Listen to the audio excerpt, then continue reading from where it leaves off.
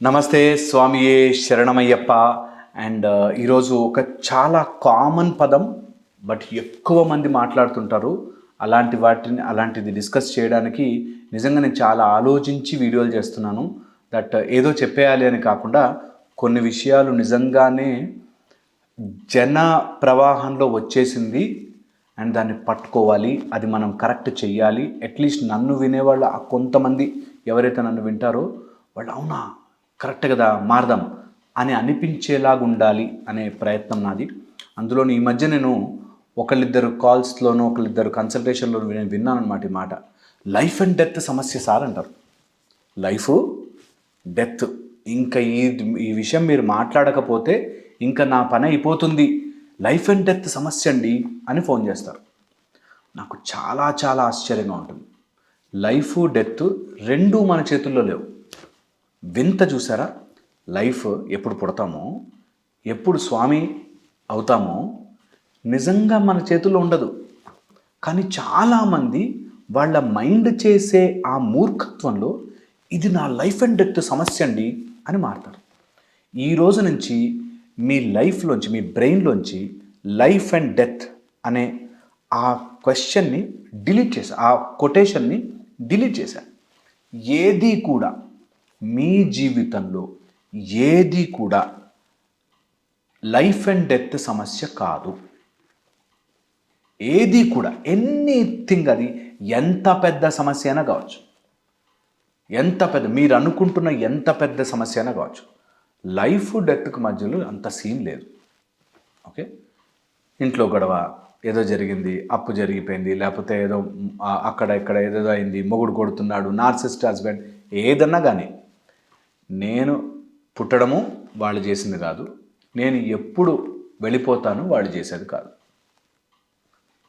So ఏ సమస్య, డబ్బు కావచ్చు, పేరు కావచ్చు, ప్రఖ్యాతలు కావచ్చు, లేకపోతే మీ ఆఫీస్లో పాలిటిక్స్ ఏదన్నా కానీ లైఫ్ డెత్కి సంబంధించింది కానే కాదు. ఇది డిలీట్ చేసేసాను మీ మైండ్లోంచి. ఫస్ట్ థింగ్ ఎవరైనా సరే ఇది అట్లీస్ట్ ఈ వీడియో చూసిన వాళ్ళు లైఫ్ అండ్ డెత్ సమస్య అనే అంత సీన్ దేనికి లేదు మిత్రమా అని మా సార్ చెప్పాడు. లైఫ్ అండ్ డెత్ సీనే లేదు. నా మిత్ర ఒక అతను చెప్పాడు, డాక్టర్ హరీష్ తినేట్ అండ్ మిత్ర నా ఫ్రెండ్, దేనికి లైఫ్ అండ్ డెత్ అంత సీన్ లేదు, లేనే లేదు. లేదు, మళ్ళీ చెప్తున్నా మాట. చాలామంది ఇక్కడ స్టక్ అయిపోతారు. సార్ మీరు నాకు చెప్పకపోతే నేను లైఫ్ అండ్ డెత్ సమస్య సార్ అన్నాడు. ఏంటి ఇప్పుడు అర్జెంటుగా నీకు వచ్చిన డెత్ సమస్య ఏంటి, లైఫ్ డెత్ సమస్య అంటే మా ఫ్రెండ్ ఒక అతను నా ఫోన్ ఎత్తట్లేదు సార్, వాడు లేకపోతేనే అక్కడ వస్తుంది ప్రాబ్లం అంతా. మనమే ఊహించేసుకుని, మనమే దాన్ని సెట్ చేసేసి, మనమే మన మైండ్లో క్రియేట్ చేసి, ఆ స్టోరీలో మనమే విలన్ అయిపోయి, అంత సీన్ దేనికి లేదు, దేనికి లేదు. ఇక్కడే మనకి నేర్చుకోవాల్సిన ఫస్ట్ లాజిక్ మీకు ఇక్కడ దాకా 10 సార్లు చెప్పాను అదే మాట. That nothing in this world has a life and death scene. Okay, nothing. దానికి వెనకాలన్న బ్యాక్గ్రౌండ్ ఏంటంటే నో మొరాలిటీ గాడ్ అనేది లాజిక్. ఇక్కడ మొరాలిటీ అనే ఒకటి అడ్డొస్తుంది. ఏ మొరాలిటీ? నేను క్రియేట్ చేసుకున్న ఇది మంచితనం కదా సార్, ఇది నాకెందుకు జరుగుతుంది సార్, ఇది న్యాయం కదా సార్, ఇది ధర్మం కదా సార్, ఇది ఇలా కదా సార్, అలా కదా సార్ అని. ఇలాగా ఈ మధ్యలో చాలామంది తయారయ్యారు. అందులో కొంత మనలో కూడా ఉంటాం.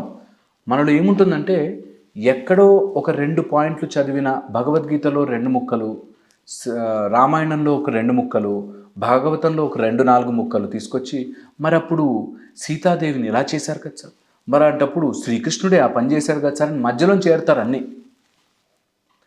ఇటు పూర్తిగా తెలీదు, అటు పూర్తిగా తెలీదు. శ్రీకృష్ణుడికి 8 మంది భార్యలు కదా సార్ అన్నాడు, 16,000 గోపికలు కదా, ఏది వాడి పేర్లు చెప్పు అన్నాం అనుకో, అంటే అంటే అంటే మనం అంతా సగం కావాల్సిన చోట వాడుకుంటూ ఉంటాం. అలా వస్తుంది ప్రాబ్లం అంతా. సో లైఫ్ అండ్ డెత్ సమస్య ఏదొచ్చినా దానికి ఇన్ఫర్మేషన్ ఎప్పుడూ హాఫే ఉంటుంది.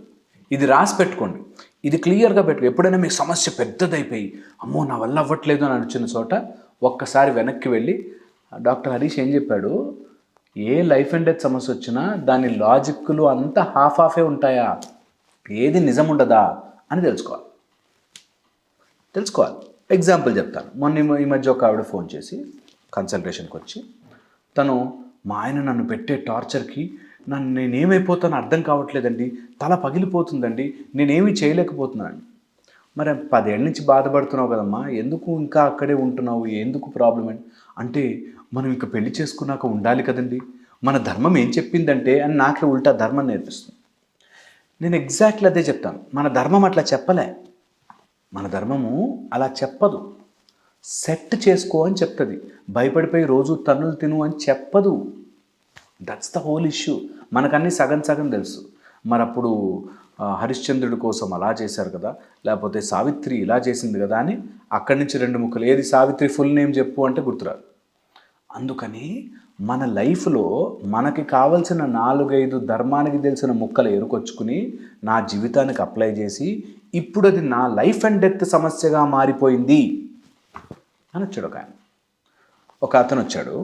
అతను ఏదో అటు ఇటు చేసో 15 లక్షలు అప్పు చేశాడు. నిజంగా కూడా తీర్చడానికి ట్రై చేస్తున్నాడు. ఇప్పుడు ఎగ్గొట్టే వాళ్ళు ఉంటే వాళ్ళు ఇంత ఆలోచించరు, కానీ తీర్చడానికి ట్రై చేసి అది కూడా వాళ్ళ సిస్టర్ భర్త దగ్గర నుంచి డబ్బులు తీసుకున్నందుకు గాను కట్టుకోలేక ఏం చేయాలో తెలియక నా పరువు పోతుంది, మా సిస్టర్ లైఫ్ స్పాయిల్ అయిపోతుంది, కాబట్టి నేను ఇంకా లైఫ్ అండ్ డెత్ సమస్య సార్, నేను ఇంకేదో ఒకటి చేసుకుంటాను అని వచ్చాడు. పాయింట్ ఏంటంటే, బాబు నీ దగ్గర డబ్బులు లేవు, నువ్వు ఇప్పుడు దూకకపోయినా డబ్బులు అయితే లేవు కదా, దూకినంత మాత్రాన ఏమీ మారదు. కానీ మనమేం ఫీల్ అయిపోతామంటే, అబ్బా నేను ఇంత మంచివాడినంటే నా మంచితనం ఎంత మంచితనం అంటే ఆ మంచితనంతో నేను మంచివాడినని వాళ్ళందరూ గుర్తించాలని ఫీల్ అవుతుంటారు. మళ్ళీ చెప్తున్న ఈ మాటలు నిజంగా కూడా ఆ టైంలో ఎలా ఉంటారంటే మైండ్ అసలు పనిచేయదు. నేను ఇప్పుడు పోతే, నేను ఇక్కడి నుంచి వెళ్ళిపోతే ఏం జరుగుతుంది, ఏం జరగదే అనే ఆలోచన రాదు. అదే మైండ్ రానివ్వదు. అందుకని మనం అర్థం చేసుకోవాల్సిందంటే, ఎప్పుడైనా అలాంటి లైఫ్ అండ్ డెత్ సమస్య అనేదని వస్తే గట్టిగా నవ్వేసి ఊరుకోవాలి. ఎందుకంటే దేనికి ప్రపంచంలో అంత సీన్ లేదు. ఈరోజు అలా ఉంటుంది, రేపు పొద్దున మారుతుంది, రేపు మారకపోతే సంవత్సరానికి మారుతుంది. ధైర్యంగా నిలబడి అదేదో ఎలాగో పోయేంత ప్లాన్ చేసుకున్నాం కాబట్టి దాని ఏదో ఫేస్ చేసి తెగించి దాటి ముందుకెళ్దాం కదా, అది చాలా చాలా ఇంపార్టెంట్. ఈ రోజు నుంచి గుర్తుపెట్టుకోవాల్సిందంటే, ఎవ్వరు కూడా ఎట్టి పరిస్థితుల్లో ధైర్యం కోల్పోయి ఇది నా లైఫ్ అండ్ డెత్ సమస్య అండి అని అనుకోకండి. ఈ ఒక్క మాట మీద లక్షలు సంపాదిస్తాం. ఎందుకు తెలుసా, మాకు లైఫ్ అండ్ డెత్ సమస్య అండి, ఇప్పటికిప్పుడు కావాలి మీ అపాయింట్మెంట్ అంటారు. సరే వస్తారు, వచ్చాక నేను ఇట్లా గాలి తీసేసినట్టు అది అసలు సమస్య ఏంటమ్మా అని చెప్తాను. అన్నాక వాళ్ళు అవును కదా సార్, అది ప్రాబ్లం కాదంటారా, అయితే ఏం కాదంటారా, ఏం కాదు వెళ్ళి చెప్పు, మా అయితే వాళ్ళే 2 దెబ్బలు కొడతారు, చెప్పు ఏం కాదు పో అని చెప్తే నిజంగా వెళ్ళి చెప్పి వాళ్ళేం పెద్దగా రియాక్ట్ అవ్వలేదు సార్, అంతా బాగానే ఉంది ఇప్పుడు అన్నవాళ్ళు తెలుసు నాకు. హస్బెండ్ నార్సిస్ట్ అండి, టార్చర్ అండి, అమ్మో ఆయన కళ్ళలోకి చూడలేమండి అని ఒకసారి వెళ్ళి చూసే కళ్ళలో ఏమైతే చూడుకో, ఎలాగో లైఫ్ అండ్ డెత్ సమస్య అనుకున్నావు కదా, ఓసారి వెళ్ళి ఫేస్ చెయ్యి ఏంగా చెయ్యి, కళ్ళలోకి చూసి చెప్పు. దెబ్బకి వాళ్ళు మారిపోయి మొత్తానికి అయిపోయింది సార్, సాల్వ్ చేసేసుకున్నా అన్నవాళ్ళు తెలుసు నాకు. సో పాయింట్ ఏంటంటే, లైఫ్ అండ్ డెత్ అని మన మైండే మనకి ప్రొజెక్ట్ చేస్తుంది. ఎందుకు చేస్తుంది? The no morality god. అంటే నేను మంచోడ్నో, నా మంచితనం ఎంత మంచితనో, నాకేనా ఈ కష్టాలండి, అసలు మా దేవుడు ఎందుకు ఇలా పరీక్షిస్తున్నాడండి? దేవుడికి అసలు టైమే లేదు మిమ్మల్ని పరీక్షించడానికి. ఫస్ట్ థింగ్ గుర్తుపెట్టేసుకోవాలి అందరం. దేవుడు నన్ను ఎందుకు పరీక్షిస్తాడు, దేవుడికి ఏం పని, ఇంకేం పని లేదా నన్ను పరీక్షించడానికి అని గుర్తుకు రావాలి. దట్ దేవుడు నన్ను పరీక్షించడు, నాకు సిచ్యువేషన్ ఇస్తాడు, అది చేసుకుంటూ ముందుకెళ్ళాలి. దేవుడు నాకే ఈ కష్టాలన్నీ ఇచ్చాడు, దేవుడు ఇవ్వడు, దేవుడు అక్కడ కష్టాలు ఇవ్వడు. నువ్వు చేసుకున్న పాపపుణ్యముల ద్వారా నీకు వచ్చిన దాన్ని ఇప్పుడు ఎలా దాటుతావు అంతే.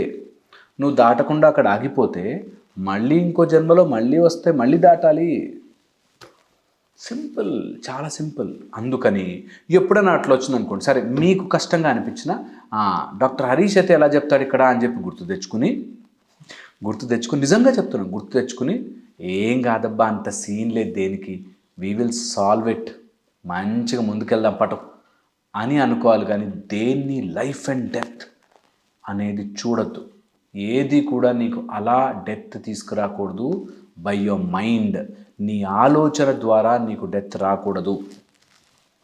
ఏదో యాక్సిడెంట్ అయింది, ఏదో అయింది, ఓకే అర్థం చేసుకోవచ్చు. ఏదో హార్ట్కి ఏదో ప్రాబ్లం వచ్చింది, ఓకే అర్థం చేసుకోవచ్చు. బట్ ఎవడో ఏదో అంటాడు, ఏదో డబ్బులు అప్పు, దానికి లైఫ్ అండ్ డెత్ ఎప్పటికీ కాకూడదు. ఎప్పటికీ తెలివి వాడి దాటాలి, అంతేగాని లైఫ్ అండ్ డెత్ కాకూడదు. ఇది బాగా అర్థం చేసుకున్న రోజున ద నో మొరాలిటీ గాడ్ అంటే ఆ మోరల్ వాల్యూస్ని కాపాడడానికి నేను మంచితనం అనిపించుకోవాలని, ఇప్పుడు నా కూతురు జీవితం ఏమైపోతుంది, నా చెల్లెల జీవితం ఏమైపోతుంది అని ఏదైతే చేశారో అంత సీన్ లేదు, ఏమీ కాదు బా మాట్లాడదాం పట్టు అనే ధైర్యం రావాలి. అప్పుడు మోరల్ కోసం నేను ఇలా మంచిగా ఉంటే దేవుడు చూస్తాడు అలా కాదు. కష్టం వచ్చింది చెప్పుకుంటే దేవుడు చూస్తాడు. నువ్వేదో తప్పించుకుని పారిపోయి ఏదో చేసుకుందాం అనుకుంటే దేవుడు చూడాడు. నో అన్నెసెసరీ మొరాలిటీస్, అక్కడ దేవుడు ఉండడు. ఎక్కడ ఏది వాడాలో అక్కడ వాడుకోవాలి, చెప్పాలి, మాట్లాడాలి. కష్టం వస్తే నువ్వు కొడుతున్నావు రోజు నన్ను, నార్సిస్టిక్ హస్బెండ్ నువ్వు నన్ను కొడుతున్నావు, నాకు నచ్చట్లే అని చెప్పగలగాలి గట్టిగా, నాకు నచ్చట్లే అని. అది రియల్, అక్కడ దేవుడు వస్తాడు. అప్పుడు ద మోరల్ గాడ్ వస్తాడు. ఎస్ నీకు ధర్మం నించున్నావు కరెక్ట్గా, నేను నీకు సపోర్ట్ చేస్తాను వస్తాడు. అంతవరకు అక్కడ దేవుడు no god, no morality god అని వస్తాడు. ఆయనకి ఎప్పటికీ హెల్ప్ చేయడు. సో ఇది గుర్తుపెట్టుకోవాలి. ఇది గుర్తుపెట్టుకున్న రోజున మన life will be much more beautiful. And death అంటారా, డెత్ నీకు అవేర్నెస్ ఇవ్వాలి. అలా నీ కళ్ళ ముందుకు వస్తే డెత్ అని తెలియాలి. కరేజ్ ఇవ్వాలి, ధైర్యంగా అడుగు ముందుకేయాలి, ఏం కాదు పటు అని ధైర్యంగా ముందుకేయాలి. అండ్ ప్రతి క్షణము మనం డెత్కి దగ్గరికి వెళ్తూనే ఉంటాం. సో అది నువ్వు నేను ఆపేది కాదు అని తెలుసుకోవాలి. స్వామీ శరణం అయ్యప్ప అని, వారు మీకు నచ్చిన దేవుణ్ణి, అది అల్లా, జీసస్, రాముడు, లక్ష్మణుడు, ఎవరైనా కానీ పోనీ మీకు నచ్చిన పేరు పెట్టుకోండి. ఎందుకంటే మా దేవుడు అన్నిట్లోనూ ఉంటాడు కాబట్టి ఏదో ఒకటి దేవుడు దండం పెట్టుకుని నాకు కొంచెం ధైర్యాన్ని నేను దాటాలనుకుంటున్నా ఇది అని అంటే చాలు, జంప్ చేయిస్తాడు మనతో. ఇది తెలియక చాలా మటుకు మనం మిస్ చేసేది ఏంటంటే ఈ చిన్న పాయింట్ మిస్ అయిపోతాం. ఎందుకు మిస్ అవుతాము అంటే వి జనరలీ థింక్ దట్ నా మైండ్లో తయారు చేసే స్టోరీయే నిజం నిజం నిజం అనుకుంటాం. నీ మైండ్లో తయారు చేసే స్టోరీ నిజము కాదు. ఏది కూడా ఈ ప్రపంచంలో లైఫ్ అండ్ డెత్ అవ్వలేదు. ఓకే, మీరు కమెంట్లలో చూడండి, చాలామంది కూడా పెడుతుంటారు, మా ఆయన ఇలా చేశాడండి, మా అత్త అలా చేసిందండి, అప్పుడెప్పుడో జరిగిందండి, మా హస్బెండ్ వాళ్ళ సెకండ్ ఏమో చెప్తారు. అంత కట్ చేయాలి క్రాప్ మైండ్లో, కట్ డౌన్, అప్పుడు ఆన్సర్ దొరుకుతుంది. ఇంకా కూడా మీకు ఏమైనా ప్రాబ్లం ఉంటే, ఇంకా కూడా ఏదైనా చెప్పాలనిపిస్తే ప్లీజ్ కమెంట్స్లో పెట్టండి. లేకపోతే మీరు మాకు కింద నెంబర్ ఇస్తారు, కాల్ చేసుకోవచ్చు. ఓసారి మాట్లాడతాను, సరదాగా మీకు ఒక 4-5 టిప్స్ చెప్తాను, పాయింట్స్ చెప్తాను. ఉపయోగపడితే ఉపయోగపడ్డాయి. మేమైతే సాల్వ్ చేయలేము, కానీ ఖచ్చితంగా ఒక ఇన్సైట్ అయితే ఇస్తాం కదా. మళ్ళీ ఇంకో వీడియోలు కలుస్తాను. Thank you so much.